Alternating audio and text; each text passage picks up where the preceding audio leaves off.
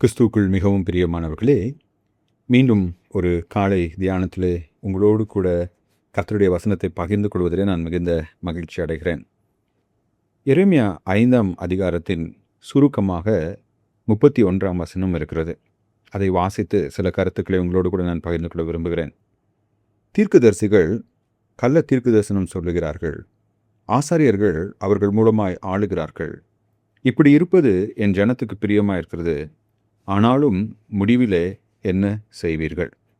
கர்த்தர் தேவனுடைய பிள்ளைகள் கர்த்தருடைய நாமத்தினால் தீர்க்க தரிசனம் உரைக்கின்ற ஊழியர்களால் வஞ்சிக்கப்படுவதை குறித்து இந்த அதிகாரத்தில் எழுதியுள்ளார்.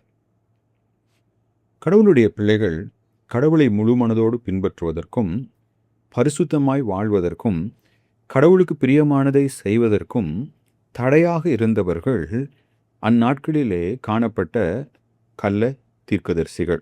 இங்கே 2 கூட்ட மக்களை குறித்து எரேமியா பேசுகிறார். ஒரு கூட்ட மக்கள் யார்? அவர்கள் கள்ள தீர்க்கதரிசனம் உரைப்பவர்கள். அதன் பொருள் என்ன? கடவுள் தங்களோடு பேசாத போதும் கடவுள் பேசினார் என்று பொய்யான தீர்க்கதரிசனங்களை உரைப்பவர்கள். அது மட்டும் இல்லாமல் இந்த கள்ள தீர்க்கதரிசிகள் பிசாசினால் வஞ்சிக்கப்பட்டவர்களாக இருக்கிறார்கள். அவர்கள் பிசாசின் வஞ்சனையினால் சில கருத்துக்களை குறித்து சிந்தித்து அதை தேவன் தங்களோடு பேசியதாக மக்களிடத்திலே அறிவிப்பவர்கள். 2வது ஆசாரியர்கள். இந்த ஆசாரியர்கள் இந்த நவீன காலத்தில் போதகர்கள், பிஷப்மார்கள், இல்லை என்றால் ஊழியர்களுக்கு சமமாக இருப்பார்கள். இந்த ஊழியர்களும் இந்த கள்ள தீர்க்கதரிசிகள், அதாவது கடவுளுடைய நாமத்தினாலே தீர்க்கதரிசனம் உரைக்காமல் தங்கள் சொந்த கருத்துக்களையோ இல்லை என்றால் பிசாசினால் வஞ்சிக்கப்பட்ட கருத்துக்களையோ அவர்கள் தீர்க்க தரிசனமாக பிரசங்கங்கள் செய்யும்போது அதை கண்டிக்காமல் அப்படிப்பட்டவர்களை அழைத்து ஆலயத்திலே பிரசங்கம் செய்ய வைத்து அவர்கள் மூலமாக வரும் ஆதாயத்திற்காக அவர்களை ஏற்றுக்கொள்பவர்களாக இருக்கிறார்கள். எனவே எரேமியாவுடைய நாட்களிலும் சரி, இன்றைய நாட்களிலும் சரி, விசுவாசிகள் பாவத்திலே வாழ்வதற்கும் கடவுளை தேடாமல் இருப்பதற்கும் அநேக நேரங்களிலே கடவுளின் நாமத்தை கொண்டு வருகின்ற இந்த பொய்யான, இல்லை என்றால் சுயநலமுள்ள, கடவுளால் வழிநடத்தப்படாத ஊழியர்களே காரணமாக மாறிவிடுகின்றனர்.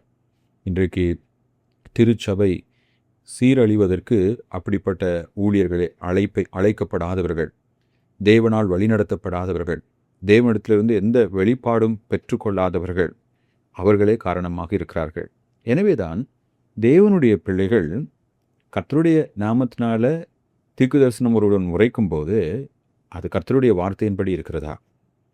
அதே போல் இப்படிப்பட்ட புதிய ஊழியர்கள் எழும்பும்போது அவர்களுடைய பிரசங்கங்களும் அவருடைய செயல்பாடுகளும், ஒருவேளை அவர்கள் எழுதுகிற பாடல்களாக இருந்தாலும் சரி, அவர்கள் செய்கின்ற ஊழியமாக இருந்தாலும் சரி, அது கடவுளுடைய வார்த்தையின்படி இருக்கிறதா என்று நாம் ஆராய்ந்து அறிய வேண்டும்.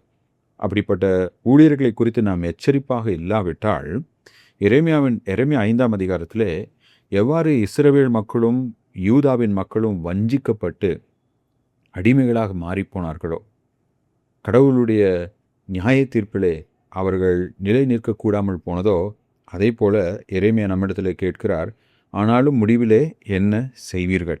இப்படிப்பட்ட கள்ள தீர்க்கதரிசிகளை நம்பி அவர்களுக்கு பின்னாக செல்பவர்கள் தேவன் அவர்களுக்காக வைத்திருக்கும் எரி நரகத்திலே அவர்களோடு கூட தள்ளப்படுவார்கள் என்று வேதம் கூறுகிறது.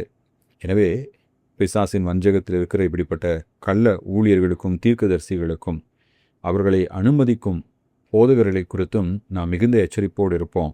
கர்த்தர் நம்மையும் நம்முடைய குடும்பத்தையும் நம்முடைய திருச்சபைகளையும் அப்படிப்பட்ட போலியான ஊழியர்களிடமிருந்து பாதுகாப்பாராக. ஆமென்.